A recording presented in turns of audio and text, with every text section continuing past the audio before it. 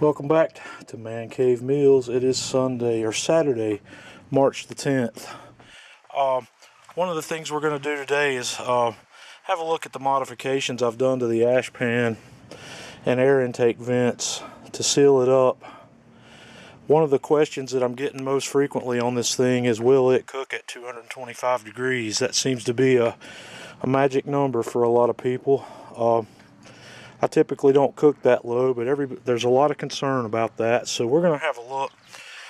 I bought a tube of RTV silicone high temp stuff and did a little sealing work on my ash pan.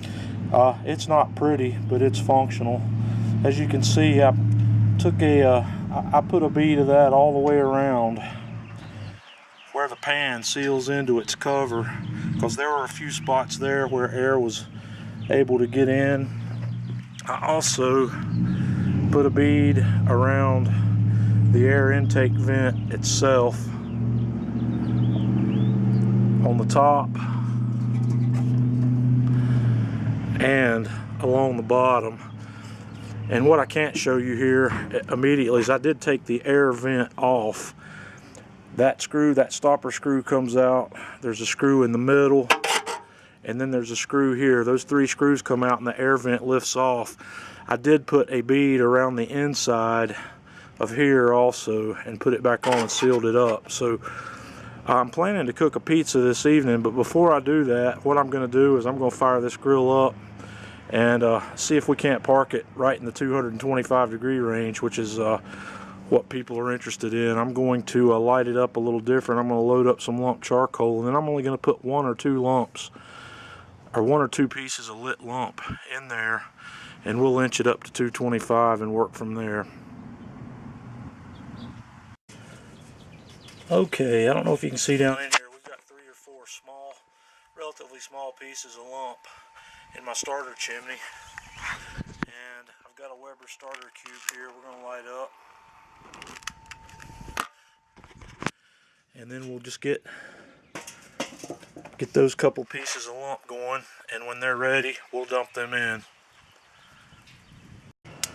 Okay, we got a couple of bricks, a couple of pieces of lump lit, just a few. We're going to dump them right in there and bring this slowly up to 225 and park it there. I'll start shutting down the air once it gets up to about 175. We're going to leave the vents totally open, so we'll look at it from there. And for the rest of my setup, I put my diffuser grate in there, and I put my pizza pan on it that you can see down underneath. And I've laid my temperature probe right up on top of the pizza stone on top of the grill. So I've got the bottom vent all the way open for now. Gonna close it up. Got the top vent all the way open, and we'll wait till it starts to come up to temperature. And what I'm gonna do is I'll show you this temperature here periodically, and we'll show the timer as well to show that it's holding up. 225 is going to be our target to park it, and we'll keep it there for a couple hours just to show that it'll work. Okay, the pit's up to just a little over 150. I have backed the top vent down to a 2 setting and closed up the bottom vent. Oh, it's about a 1/2 to 3/4 of an inch open there, so we'll let it continue to creep up.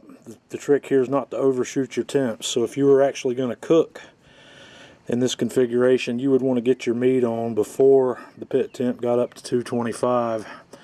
I'd probably recommend getting it on at about 175 or so and letting the temp come up where you can shut the air down to keep from overshooting your temp, because like people have said before, in this type of cooker, it's harder to bring the temp down than it is to bring it up.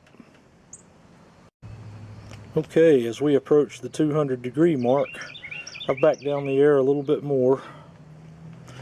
I've got the top vent on a 1 setting, and the bottom vent's just barely got a crack open in it, not much at all.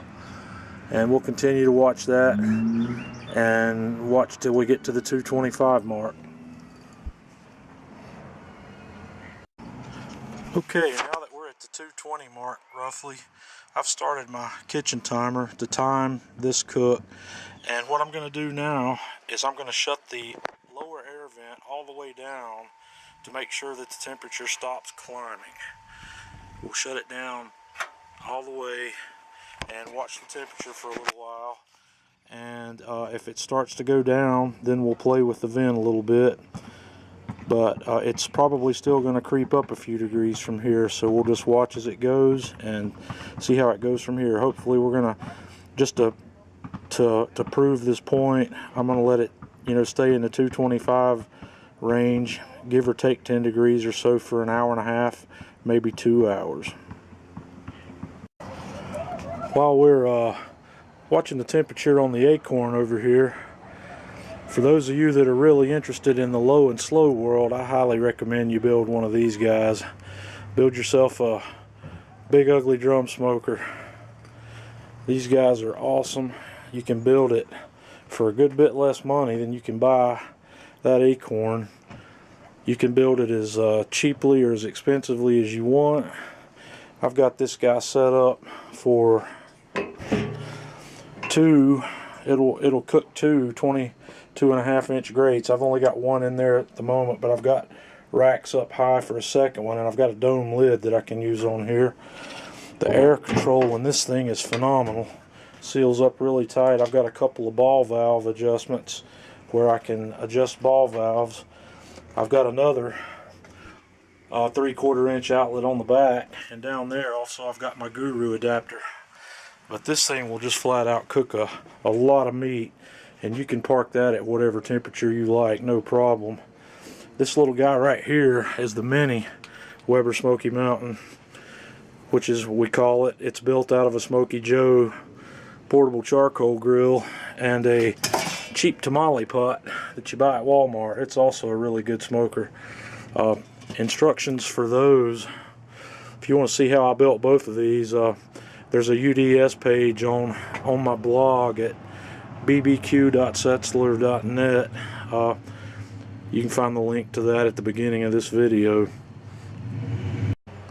Okay, we are about 17 minutes in or so. We've crept all the way up to 247, and the bottom vent is completely closed and the top vent is just barely cracked.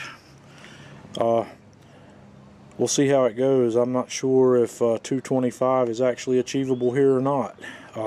It's kind of hard to say. We'll keep our eye on it. It's just creeping very slowly, but we'll come back in about another 15 minutes and look and see where we are.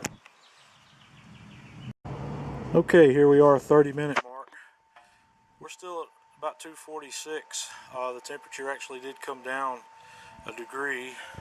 I've still got the top vent, set on the 1 setting, and I opened back up the bottom vent just a tad. I think probably what I did here that I shouldn't have done was use the pizza stone in there. The pizza stone probably took a little bit longer to come up to temperature than the surrounding atmosphere in the grill.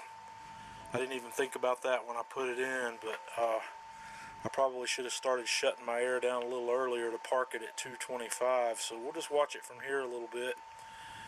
I'm still, I'm good with these temperatures. The 225 is not really a magic number for me. I know it seems to be for a lot of people. I can understand that. That seems to be the benchmark of low and slow. But I always tend to cook between 250 and 275. I've cooked a lot of meat at 225. I've cooked a lot of meat at 250 and 275 also, and can't really tell any difference in the meat. I get a little bit quicker cook times at 250 to 275, not a whole lot quicker, but that's just my method. I know everybody's got their points they like to work at. There's not a thing in the world wrong with that. So we'll come back again and look in about probably 30 minutes. We'll have a look again at the 1 hour mark and see where we are. Okay, we're about an hour and 10 minutes in. This guy's stabilized in pretty tight at somewhere between 250 and 255. like I said earlier, I probably made a little mistake here by putting the pizza stone on. When I put my temperature probe on the pizza stone, it was getting most of its reading from that rather than from the ambient pit temperature, and I probably could have shut down my airflow a little sooner and probably stabilize the pit down. I'm not going to say that this thing won't cook at 225. What I am going to say is it likes to cook a little warmer than that. So if 225 is a requirement, I recommend buying a different cooker maybe. I don't know that I probably won't repeat this test again because, like I said before, I don't cook at 225. I cook between 250 and 275, and I've already proven that successfully here with the cook of the Boston Butt I did in the prior video. So it's hard to say. I'm not sure whether it's a problem. It's not a problem for me. I know it might be. I know it's going to be a problem for a lot of people. So if, like I said, if 225 is a requirement, you're going to want to look at some other options. So I'm going to shut down for now. I'll be coming back out a little later and letting this guy flare up to 650 or 700 degrees so we can cook a pizza, make a video to go along with that.